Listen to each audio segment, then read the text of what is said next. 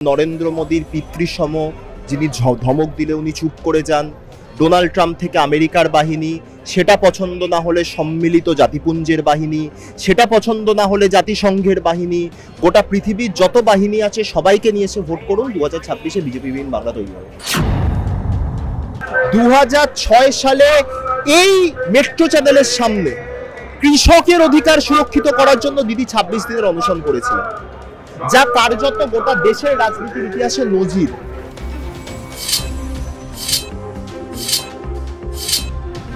মমতা বন্দ্যোপাধ্যায় পশ্চিমবাংলার রাজনীতির চালিকা শক্তি, তৃণমূল কংগ্রেসের শুধু নয়। সুপ্রিম কোর্ট পর্যন্ত এই আন্দোলন দিদি নিজে ত্বরান্বিত করেছেন।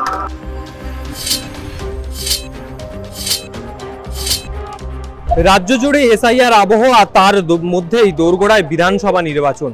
আর এই বিধানসভা নির্বাচনের সময় রাজপথে তৃণমূল কংগ্রেস ধর্নায় বসছে ধর্মতলায় মুখ্যমন্ত্রী মমতা বন্দ্যোপাধ্যায়। আর এই বিষয় নিয়ে কথা বলে আমাদের সঙ্গে রয়েছেন অর্পণ ব্যানার্জি। একদিকে জ্ঞানেশ কুমার পশ্চিমবঙ্গে আসছে নির্বাচনী বিধি বা এই সমস্ত বিষয় খতিয়ে দেখার জন্য।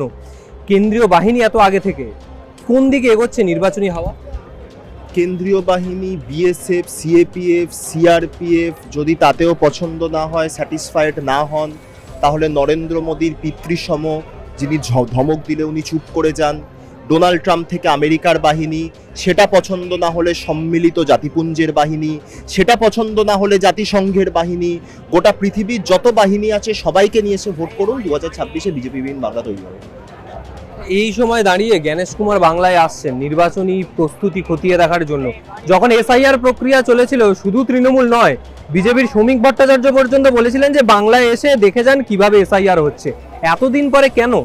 শ্রমিক ভট্টাচার্যদের তো উচিত আজকে দিদির অবস্থান বিক্ষোভে পার্টিসিপেট করা। প্রত্যেকটা রাজনৈতিক দলের উচিত আজকে দিদির এই অবস্থান বিক্ষোভকে সমর্থন জানানো, কারণ দিদি এই অবস্থান বিক্ষোভ তো করছেন বাংলার মানুষের ভোটাধিকার সুরক্ষিত করতে।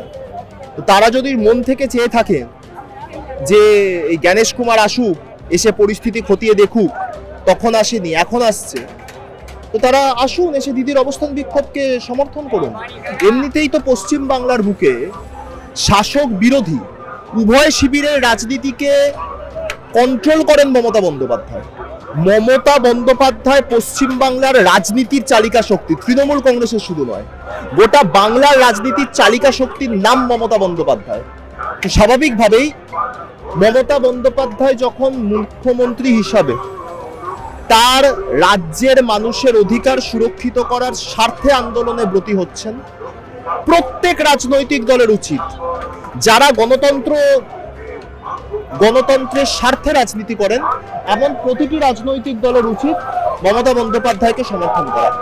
তো শ্রমিক ভট্টাচার্যদের যদি প্রকৃত অর্থেই তারা যদি চেয়ে থাকেন যে জ্ঞানেশ কুমার আসুক, পরিস্থিতি দেখুক, শ্রমিক ভট্টাচার্য কেন, অনেকে চেয়েছে, শুভঙ্কর সরকার চেয়েছে, তারাও আসুন, আজকে এই ধর্ণা মঞ্চে পার্টিসিপেট করুন।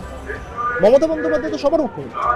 আগামী সময় একদিকে এই বিক্ষোভ চলছে, তৃণমূলের অবস্থান বিক্ষোভ দেখছি আমরা, এই জায়গা থেকে আগামী সময় এসআইআর বিরোধী আন্দোলন কোন জায়গায় যেতে পারে বলে মনে হচ্ছে? যত দূর আন্দোলনকে নিয়ে যাবার প্রয়োজন মমতা বন্দ্যোপাধ্যায় অলরেডি নিয়ে গেছেন। সুপ্রিম কোর্টের ওপরে তো আমাদের কিছু করার নেই। সুপ্রিম কোর্ট পর্যন্ত এই আন্দোলন দিদি নিজে ত্বরান্বিত করেছেন। এবার এই আন্দোলনকে ওই জায়গাগুলোতে আরো বেশি মোটিভেটেড করার জন্য মমতা বন্দ্যোপাধ্যায় যা করার করবেন। আজকের যে অবস্থান বিক্ষোভ, এ তো 20 বছরের আগের ইতিহাসের পুনরাবৃত্তি। 20 বছর আগে 2006 সালে, এটা 2026, 2006 সালে এই মেট্রো চ্যানেলের সামনে কৃষকের অধিকার সুরক্ষিত করার জন্য দিদি 26 দিনের অনশন করেছিলেন, যা কার্যত গোটা দেশের রাজনীতির ইতিহাসে নজির।